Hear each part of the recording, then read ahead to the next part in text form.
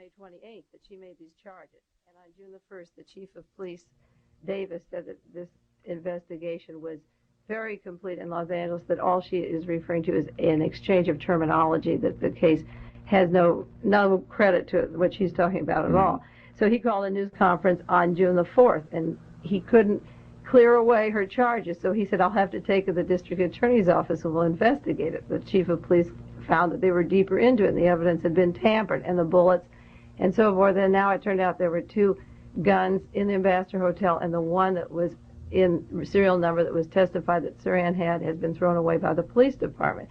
Then the they gun got the serial number the matches, the fatal bullet that killed Robert Kennedy has been thrown away. Wow. And they have 2 serial numbers. So then they got deeper into it, and on June the 18th, the chief of police said, we will release our findings on June the 28th. And on June the 24th, the district attorney postponed this entirely until July 6th. And on July 2nd, they had a news meeting where they said it will be indefinitely postponed because the evidence down there has been drastically contaminated.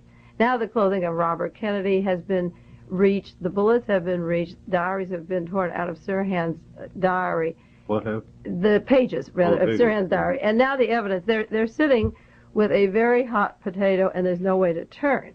I know where they should turn, but they're sitting with something very heavy down there because D. Wayne Wolfer was the man at the Sirhan trial who testified that he used the gun that Sirhan had used, he said, at a certain date. And it seems that he took it out of the police department, or somebody did, the day that Robert Kennedy was murdered. It was a gun that was supposed to be thrown away, that the police had excess guns, and he was going to just test it to see if you could hear it from a certain distance. And he testified in the trial that it was tested at a later date, and now it seems it was checked out and could have been used. And the fatal bullet that sits down there, the one that was in Senator Kennedy's head, it matches, according to the testimony, the gun which no longer exists. Now, Thomas Noguchi did an autopsy on Robert Kennedy, which very clearly states that the bullet wound was 1 to 3 inches from the back of the head, which confirms what Donald Shulman saw and Theodore Chirac saw. And Sirhan wasn't in that position at all. He was in front.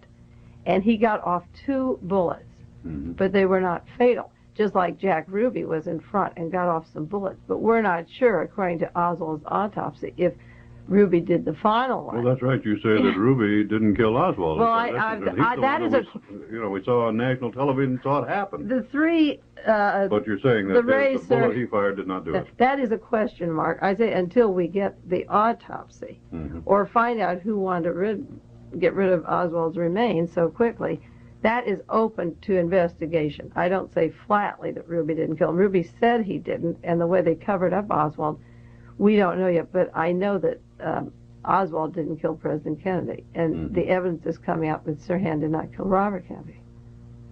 Wow. What about, well, I guess we covered the Ray thing and Martin Luther King before, didn't we? Well, James Ray, again, was a decoy. He was a diversionary, and the shot came from down below, behind the Lorraine Motel.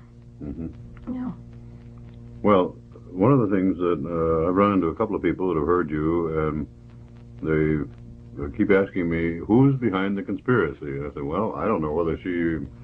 Of course, I suppose your phone is being tapped all the time now. You must be considered to be a communist or something. Well, for 5 years, I'm used to my mail being shaken open and the phone tapped, and they're looking for things. They can have whatever they want, and I had an investigator for a while who told me, when you burn your mail or your letters, shake it up with a broom, and the ashes can be red, and you can even take off the typewriter roller. I'm not that paranoid. I'll tell you the truth. If any agency wants what I have, they can have it, because you see, any of these agents that work for the government are human beings.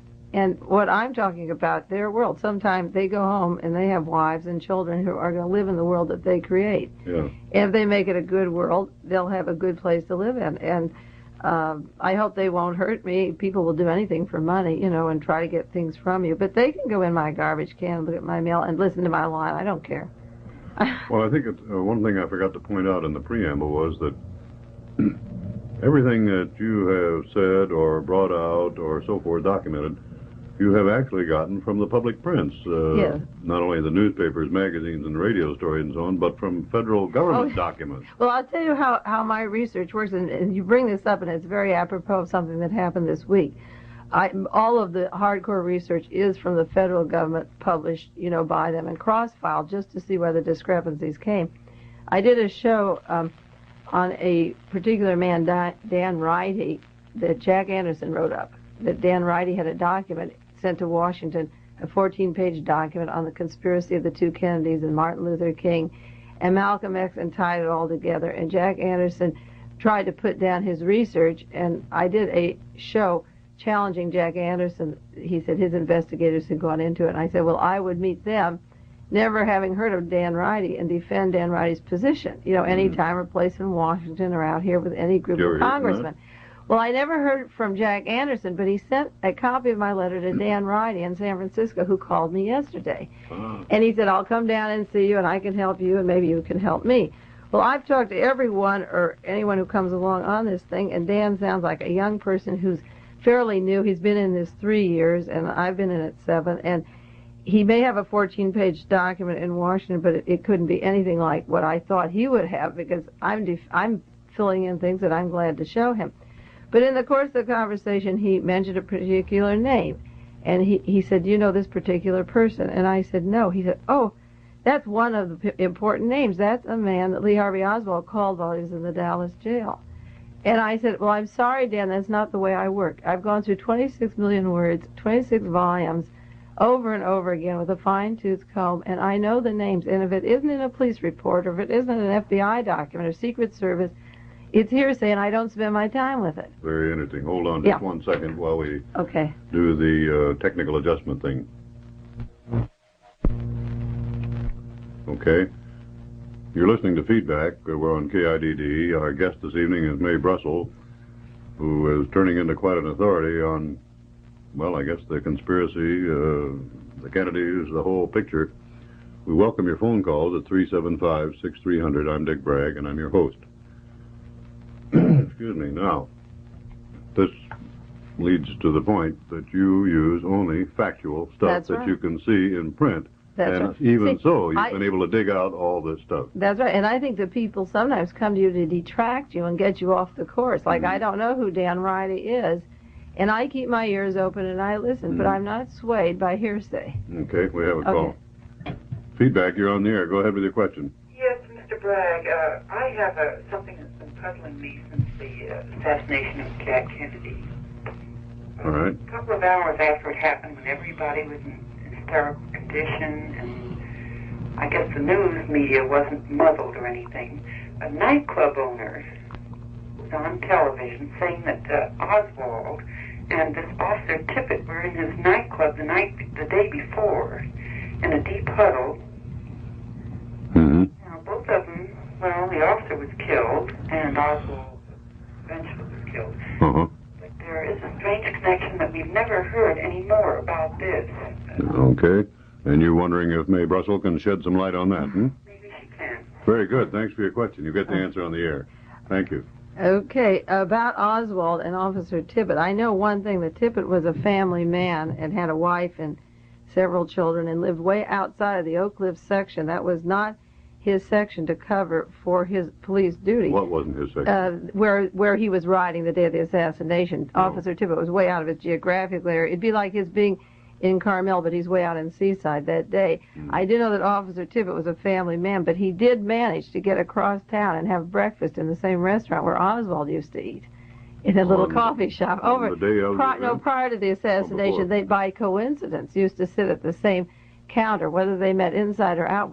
I have a section which I call coincidences, and I think that is one, just like the woman who is to be the sole witness to the Tippett killing used to be a friend of Jack Ruby and a waitress, and she knew him at the coffee shop where he used to eat. And I put these under coincidences. At the time that Officer Tippett went into the Oak Cliff section, he was not with another officer, and they always go in pairs. He was not in his geographic area, and Oswald did not have a confrontation with him. He went over to the car, put his hand on the window, Tippett put the window down, and they seemed to talk to each other. No, when was this? This was prior to Oswald's leaving the area and before Tippett was killed. Now, all we know is that witnesses, it seems that Oswald did know Officer Tippit. I think this woman heard correctly. I have no written documents on that early broadcast. I have the complete documents of the CBS broadcast, but I don't know which radio. I seem to remember the broadcast that she's talking about, but of course it's so long ago and it's kind of vague. Yeah, there was one other announcement on a broadcast which came over that Sunday after Jack Ruby killed Oswald, and I heard it, and it's a funny thing. What I heard was one of the things that made me get started in my research, and I've never found it since. And it was the remark of Jack Ruby being at the home of a particular oil man in Texas on Saturday afternoon in the area around 2 to 4. I heard on the air that he was at the home of an oil man in Texas that everybody with a stretch of imagination knows who I mean. But it seems that in my research, all these years, I have accounted for every hour of Jack Ruby from Friday morning when he got up until the Sunday evening or Sunday afternoon in the jail, and the only 2 hours unaccounted for are those 2 hours. The same 2 hours? The same 2 hours, yeah. That Saturday afternoon are the only 2 hours. He is asked under polygraph test, for every hour of what he did. He recounted in the jail what he did. The police did a report of what he did. But except for those 2 hours? And those 2 hours are missing, and I can't get report. the police report and everything, and I can't get the original radio broadcast. So this woman has heard something that's quite possible, and the only thing I could say, it is possible that Oswald did know Tippit, because he did go up to him and talk with him, and there was no confrontation of any kind. Well, from other things you've said on other broadcasts, he knew a lot of people that we never were led to believe or suspected. There is one person in the Los Angeles area that I could check this out from and let her know, who would know, who's done more on the area in the Oak Cliff section. Very good. Why don't you check it out, and we'll cover it in a future broadcast. Okay. Okay. Let's see, where were we? Oh, by the way, we're accepting phone calls, as you know, at 375-6300. Oh, we were talking about the kind of research I do. This same party, this Dan Ridey from San Francisco, also mentioned that boy Joel Kaplan, who is related to the CIA Foundation, who was airlifted out of the Mexican jail. And Dan said to me on the phone, he said, I understand that Joel Kaplan is one of the most important people in this conspiracy thing. And I said to Mr. Ridey, never having met him, well, if Joel Kaplan has been in jail 10 years and the assassination was 7 years ago, he couldn't be doing very much from a Mexican jail. See, so I throw out that. I see that. That's the point, yeah. Good evening. You're on feedback. Go ahead with your question. Yeah, I'd like to ask Ms. Russell there if she believes that the United States government has hired assassins. Well, that's a pretty good question, and we'll give you the answer on the air. Thanks for your call.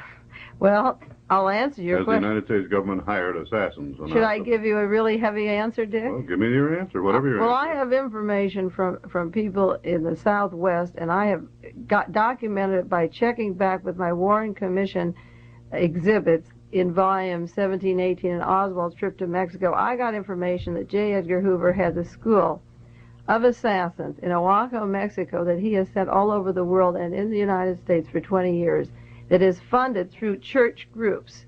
And I have the names of those church groups, and that the men there are dressed as missionaries, and they are hired assassins. And the photograph of 2 suspects in Dealey Plaza that was taken that day that I have pictures of shows the gentleman who hires these assassins behind the 2 boys that were being taken off by the Dallas police. Later the police department had no suspects, but they're photographed on Dealey Plaza in the custody of the policeman. And one of those gunmen is also photographed in the back of the Lorraine Motel. Now, the man who hires them met a very... The Lorraine Motel in Dallas? In Memphis, where James Ray was...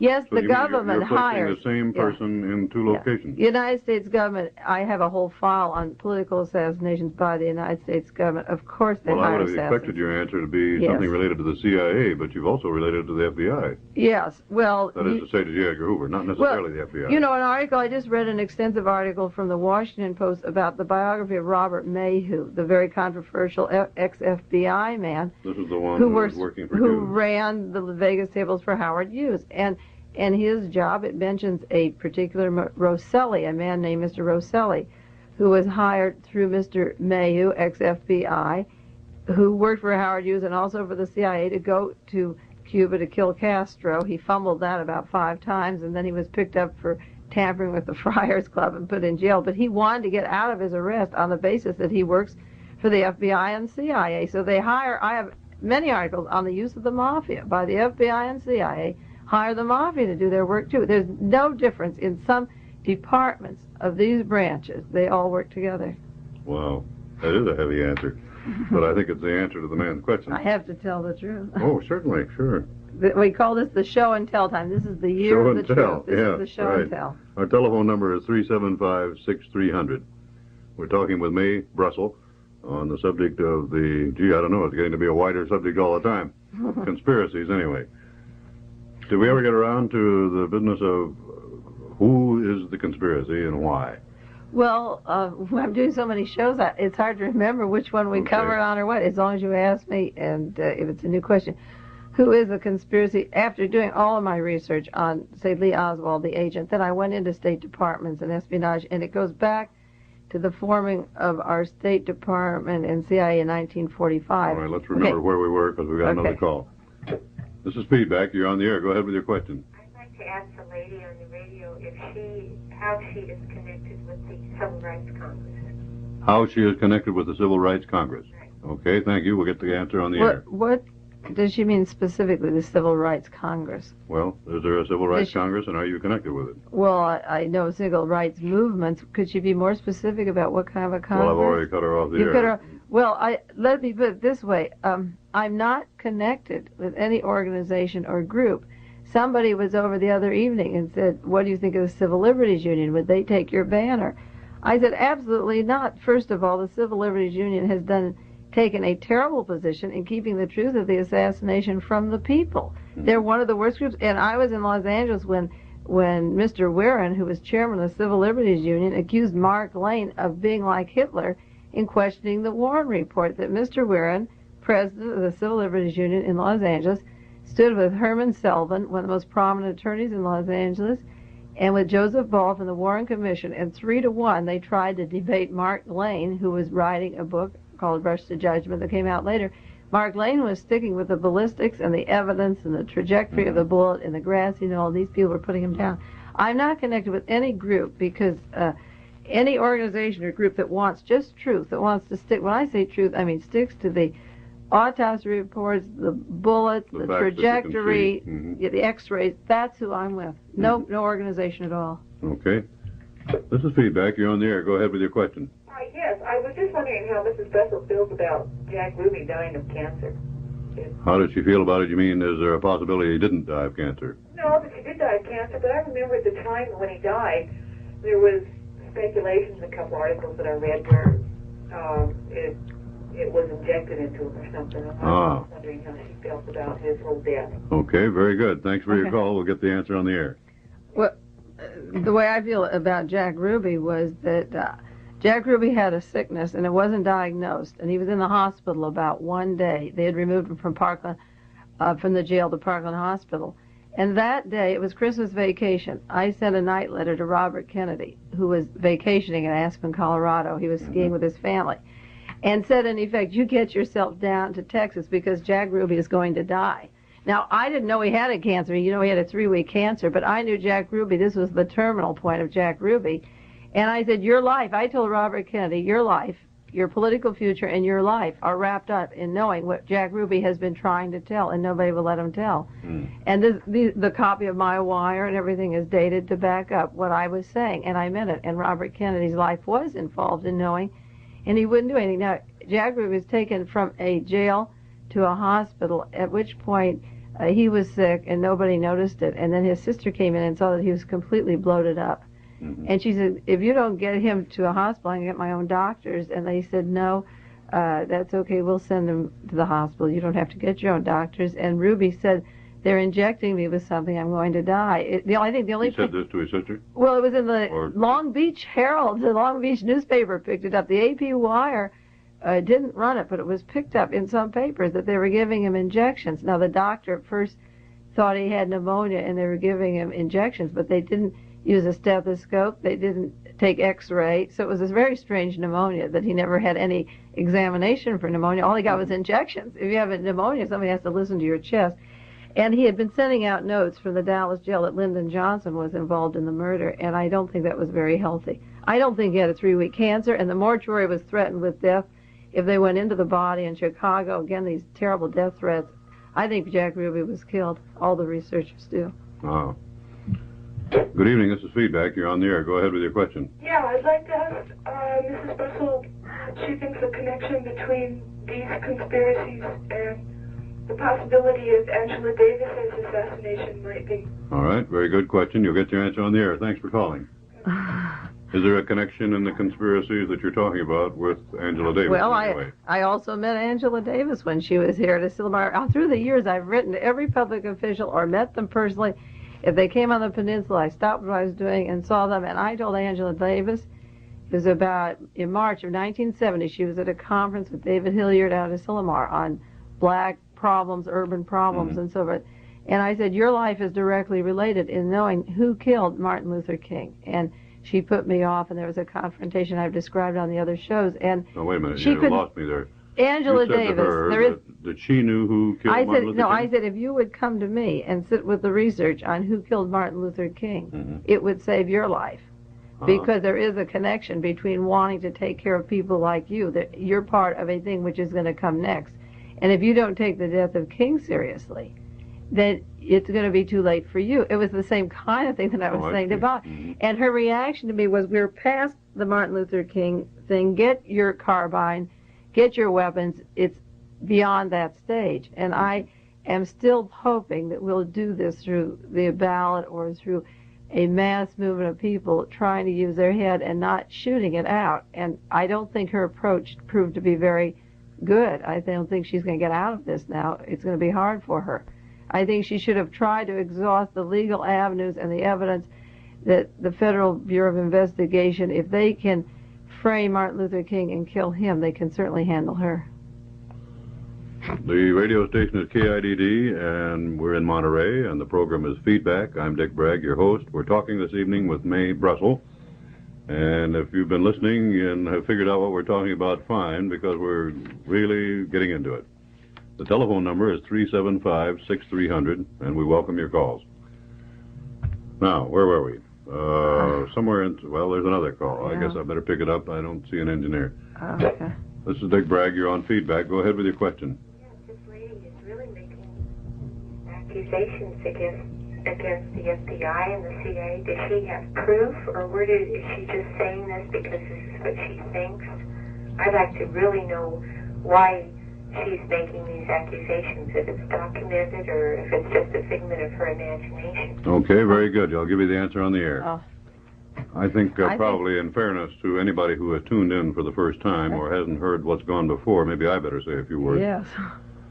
The lady who is our guest, Mae Brussell, has 7 years ago, I guess it was, detected what she thought was the threat of a conspiracy in the assassination of John Kennedy.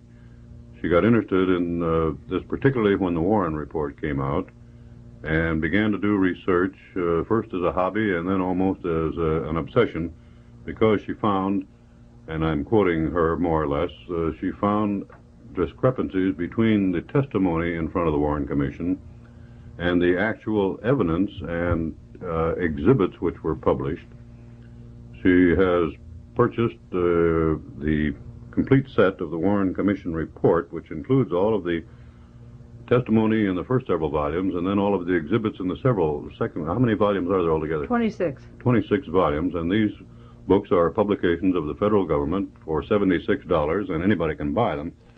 And anyway, during the course of all this, and you stop me if I'm saying something wrong about you, but your examination disclosed to you any number of discrepancies and then some frightening things. And so you kind of picked it up from there, and you've been reading newspapers and digging following cases ever since.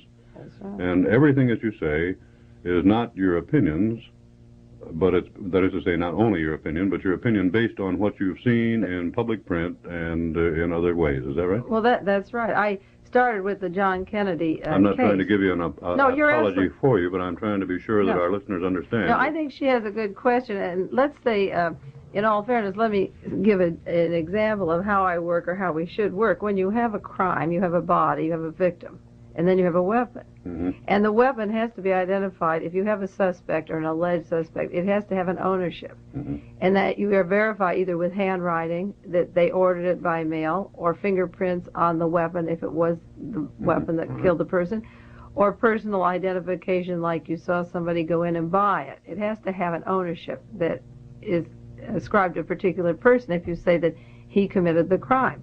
And then you have bullets that come from that weapon, and when you find those bullets in your victim, you have to say, do they match the alleged weapon? Mm-hmm. And you have to say, were they fired from that weapon recently? Mm-hmm. They could also be planted.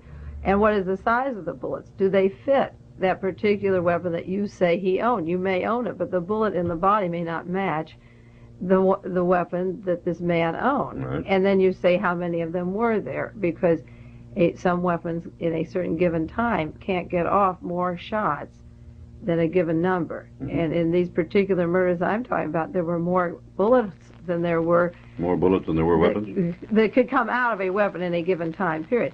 Then you have the bullet direction. If you say that Oswald shot somebody or Sirhan, you have an exit or an entry, and you determine that by the coroner, the autopsies, and the x-rays of the body, whether the hole went straight out or whether it couldn't go out, and the photographs of the body and the other objects that were hit. No, the point of all this is... The point of all this, she wants to know, how do I get into the thing? Well, no, not really. What she's saying is, you're making accusations. Do you have documentation? Yeah, well, the documentation I have is that all of these things that I'm citing don't match what the government conclusions were on these particular murders. Right. I'm trying to get the government to stick with the evidence that exists in the murders. And it's published evidence. You've seen it. Well, you see, you haven't seen it because the archives have locked up for 75 years the undeveloped x-rays of John Kennedy. Yes, right. You see, and the clothing of John Kennedy. Now, I have a list of things which have been either locked up or destroyed. When the doctor operated on John Connolly, he insisted that some of the bullets in Texas, yes, right. at Parkland Hospital, he insisted that some of these holes in his body were entry holes and didn't come in the direction that the commission had wanted to think it did. And he said it's very simple to solve it. Just get the clothing of, it was Governor Connolly at that time, and we'll find out. Well, the clothing had been destroyed and sent to the dry cleaner.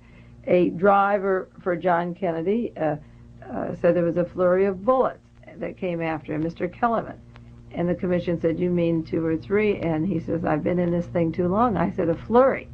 Well, it just happens that the day of the assassination, the lamp post was removed in front of the depository, and the street sign was removed, and there was another bullet in the curb that the commission didn't go into that ricocheted on somebody's head. And if there were all of these bullets, the car interior, we talked about this before on another show, I believe, was destroyed. And you go into the fact that in a certain given time that Oswald would have loaded or unloaded that gun or fired it, he couldn't get that many shots. And when all of the pieces of objects are removed, like the car, the street sign, and the signs, the lamppost, and the clothing is destroyed, you want to know why. And the clothing that is existing is locked up. John Kennedy's coat can't be examined by researchers.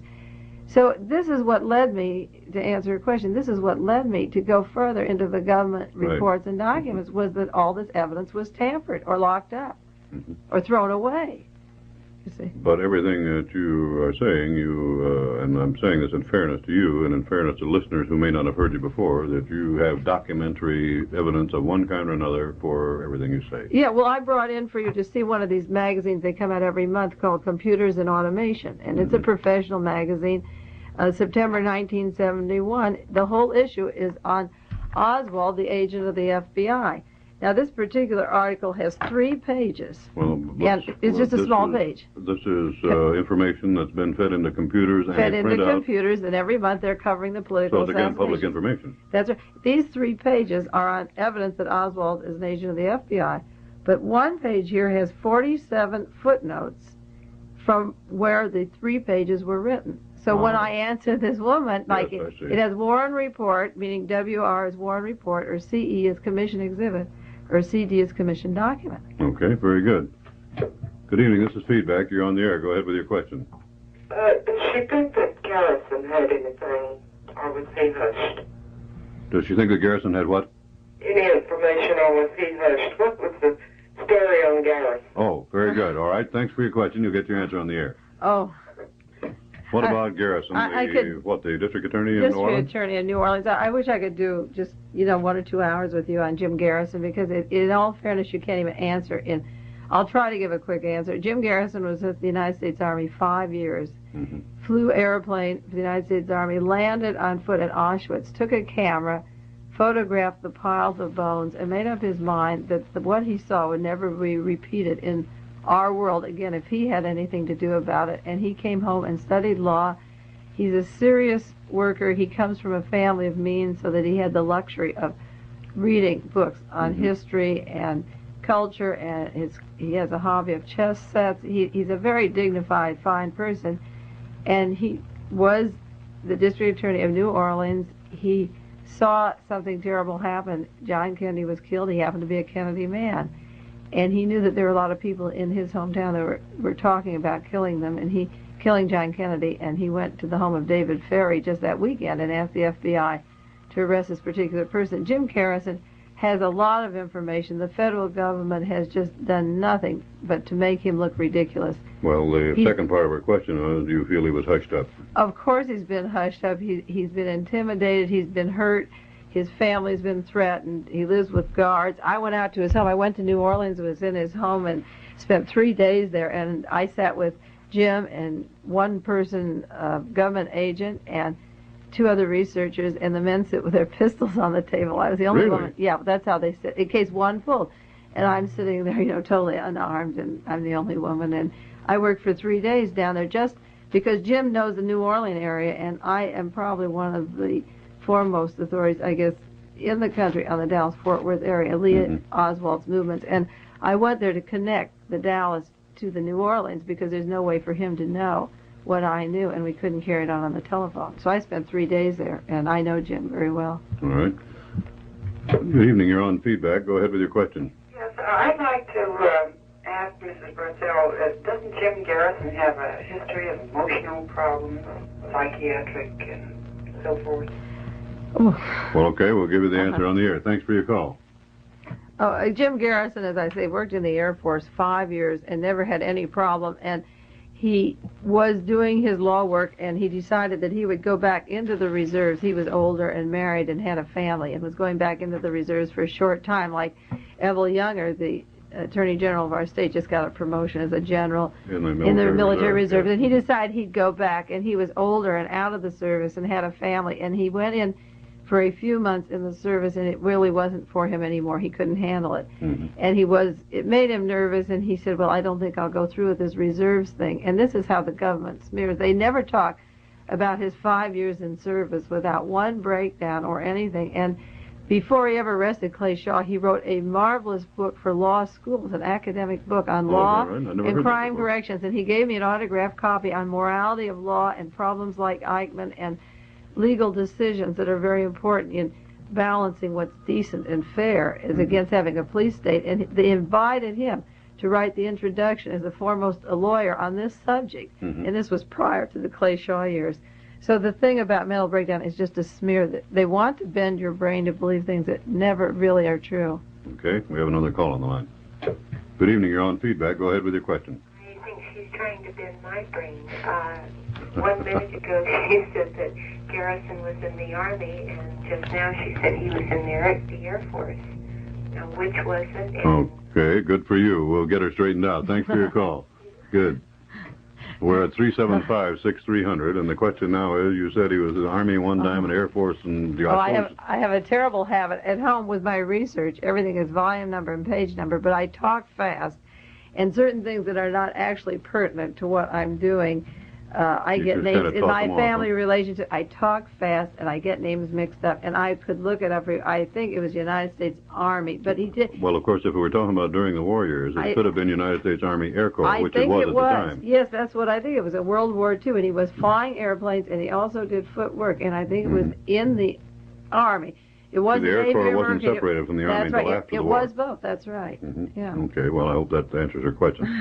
Very good. Our phone number is 375-6300. We're talking with Mae Brussell, and we're really getting into it. Now, where were we with that? We got another call. Another call. Good evening. You're on feedback. Go ahead with your question. Yes, she seems to keep mentioning the conspiracy business, and she raised the point of saying, who is this conspiracy, who is behind it, and what is the conspiracy for? And I prefer a concise answer. Okay, very good. Thanks for your question. Okay. Well, actually, not to again apologize for you, but I asked you that question several phone calls ago, And then we get it. Okay. we've had some phone calls. Now let's get down to it. I've written it down, and I'm going to answer it no matter who calls. Who is behind the conspiracy? All right. I think that there are certain people high up in our government that did not like John Kennedy being president. Okay. And if there had been someone like him who was elected, and it was not him personally, it was a matter of opinion of how the world would be run or how the United States would be run. And there were a lot of people that did not like the nuclear test ban treaty. They did not like the oil depletion, the tax problems that he was messing around with. He was going to begin to tax the oil people. We've got another call in the air, but I'm going to ask the caller to wait a minute. Wait 1 minute, yeah, because there were a lot of motives for killing John Kennedy, and I think that the military people that thought being aggressive in Asia and holding on to land there in a more aggressive way, not backing out or being soft on what they thought was soft on communism. It's a matter of interpretation.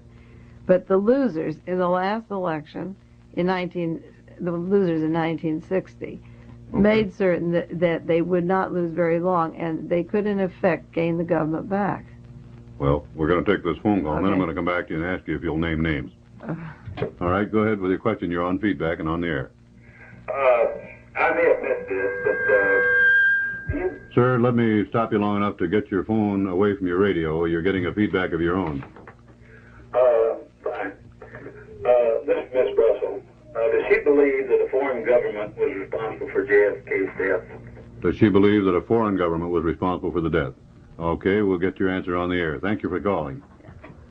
No, Okay. I don't think there's a government existing in Europe today who wouldn't praise us if we didn't open up the truth on these assassinations. I think that every government in the world would want to know who killed John Kennedy. But and the foreign government of that time didn't have anything to do with it, you're saying? absolutely not. I do believe in my research that because Oswald was an agent in the Soviet Union while he was there, that he did compromise in a sense and could possibly have been a double agent in order to return here alive, and that his contacts... Well, that's right. He was in Russia. That's right. And his contacts or letters with the embassy in Washington, a Soviet embassy,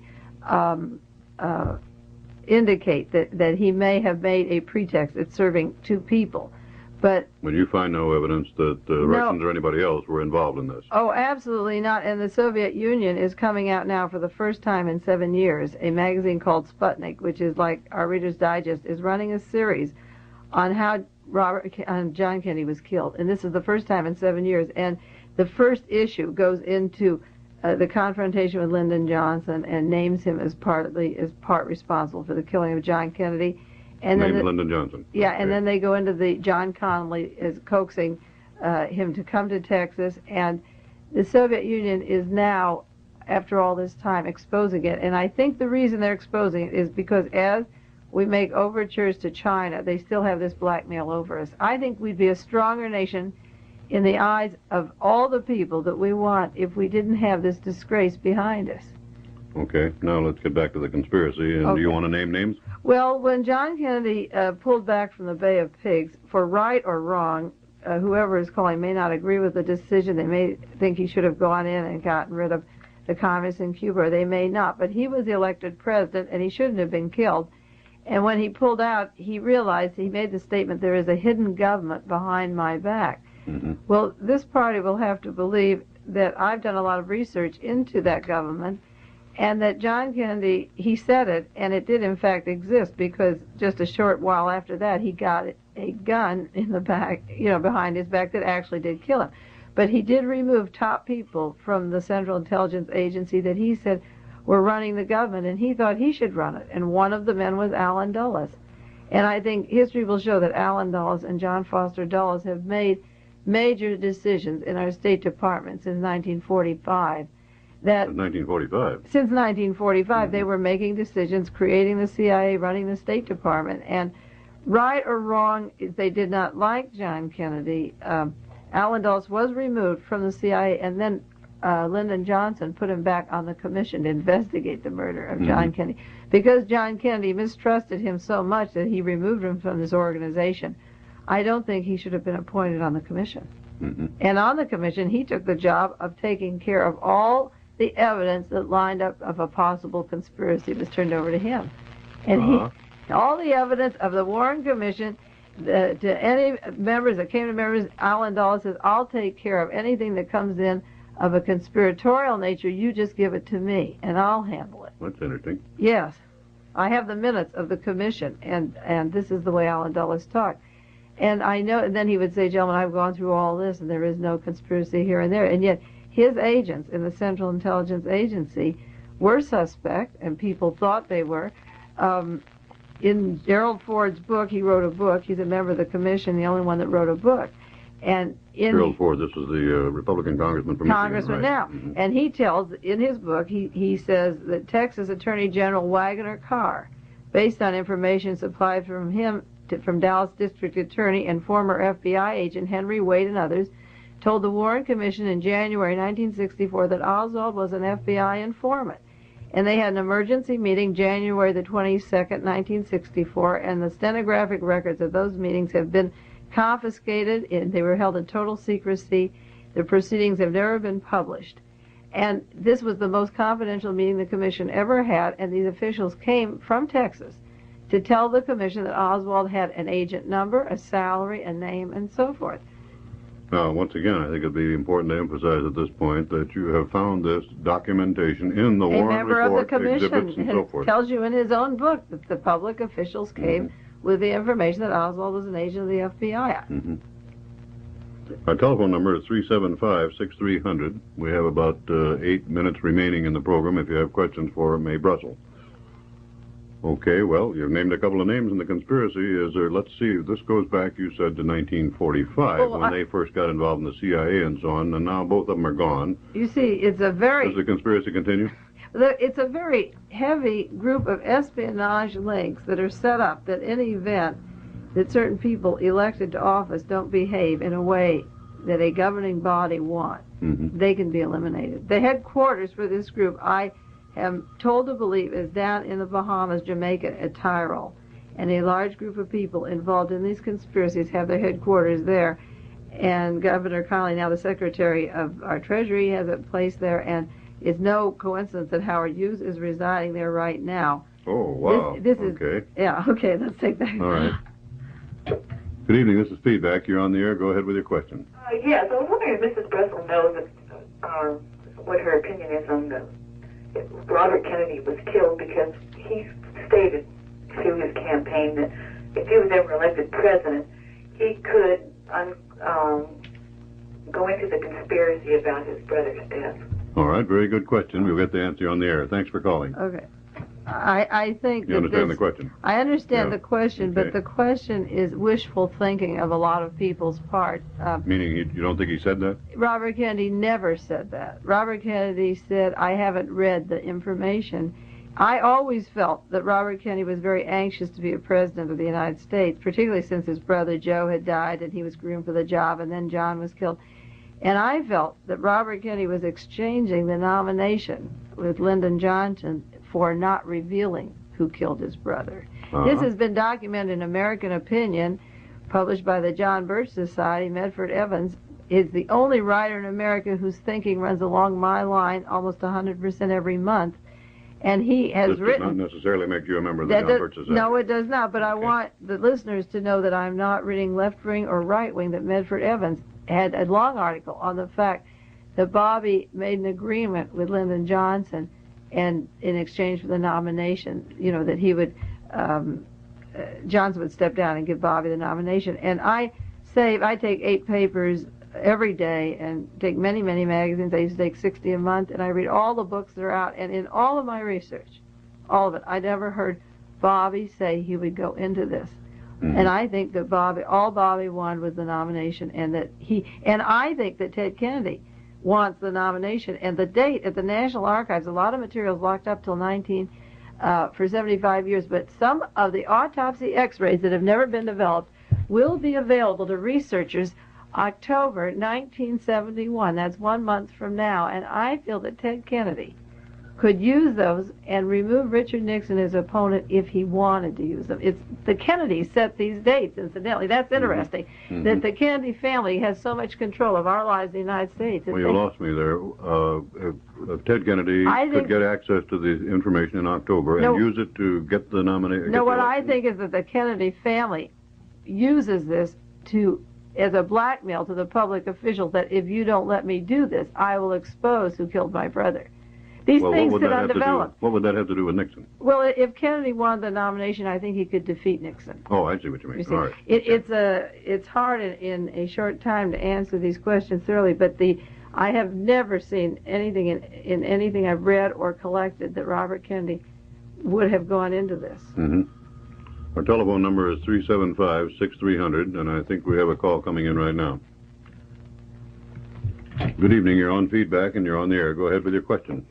If what she says is true, that Ted Kennedy knows all this, why would he wait this long to name who killed his brother? And another question, if she thinks there is a conspiracy in this country to get rid of our leaders that we don't want, why not to say anything against Mr. Johnson or Mr. Eisenhower or Mr. Nixon? But you can't please everybody, and there's always someone who doesn't like what the president is doing, and he's got a hard enough job as it is. Why would they pick on one and then stop? Okay, two-part question. One is, if Ted Kennedy knows this information, why doesn't he use it? And the second part is, what is the purpose of the conspiracy then? Is that generally true? Is that what your question is? Yes. Why would there be conspiracy against Kennedy and not against Johnson or Eisenhower or Nixon? Okay, very good. Thank you. You'll get the answer on the air. Oh, okay. Well, Ted Kennedy does not. When we say does Ted Kennedy knows all this, Ted Kennedy doesn't know the amount of research I do. He hasn't seen any of the researchers' work, but he did say in Look magazine, he had an interview. He said publicly, "I will not run for president because I would be killed." And he said Mr. Nixon doesn't know it yet, but the times they are changing. The times aren't ready for a Kennedy yet. And he said Mr. Nixon doesn't know it. It's interesting that he used the name of Richard Nixon.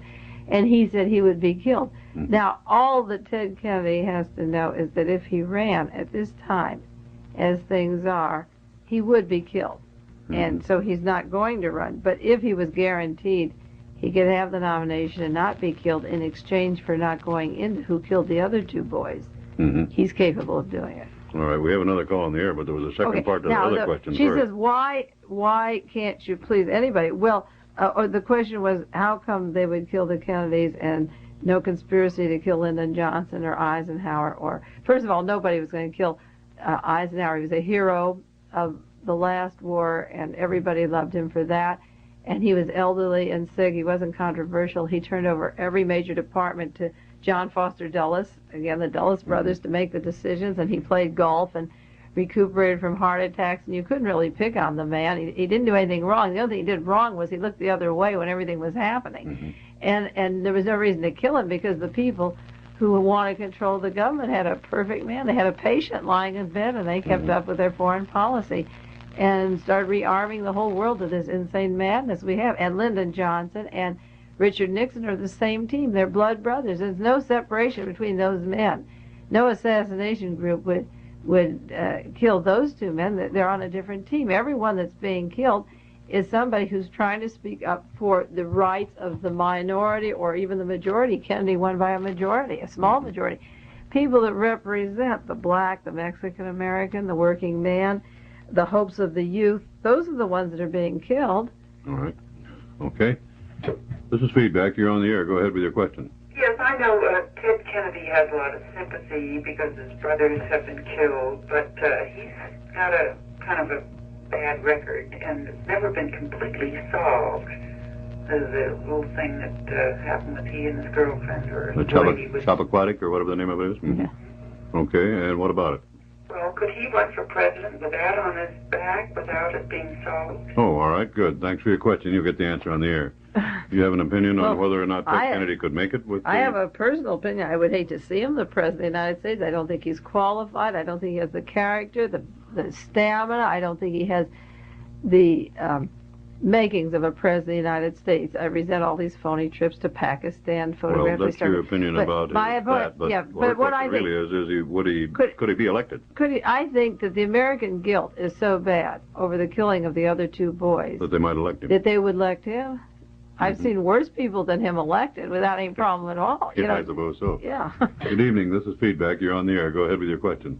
The lady finally said something I agree with about Mr. Kennedy being qualified for president. But I was just wondering if she is any... Let me interrupt you just a minute. Your phone is too close to your radio, and you're getting up your own feedback. All right. There you go. Fine. Thank you. Go ahead. We do agree on that one thing. I would like to know what kind of organization she belongs to. Is she a member of any subversive type organization? Okay, thanks for your question. We'll get your answer on the air. Well, actually, that question was, in a way, kind of asked before, but we'll answer it anyway. I absolutely don't belong. I'm not a joiner. I will support any group that comes out for truth in government. I would gladly become a Republican or a Democrat or Peace and Freedom if somebody wants to say these are the facts and truth. And to elect a person, we have to have a man who uncovers who killed the other candidate or the president. And until they do, I belong to nothing, and I belong to no organization that will not go for truth. If anyone comes along and wants the facts and wants to put it into their organization as a part of a survey or study, I'll join them. But I will not go with anybody who's kidding themselves about what they're doing. If okay. Very good. Gee, I hate to wind this up. We've been listening or talking with Mae Brussell, and a number of you have asked questions, and you may have many, many more questions. I'm going to ask her to come once again next week if you can. And meanwhile, if you listeners think of questions that you'd like to have answered along these lines, why not write to me, Dick Bragg, KIDD, Monterey, or just address a letter to feedback@KIDD, Monterey, and we'll have the questions ready for next week. Otherwise, we invite you to be tuned in and call our number while we're on the air and ask your questions or make your comments. Name of the program is Feedback, and this is KIDD in Monterey. Thanks for listening. Feedback, the program about information concerning everything, returns tomorrow night at 7 o'clock. Feedback with your host,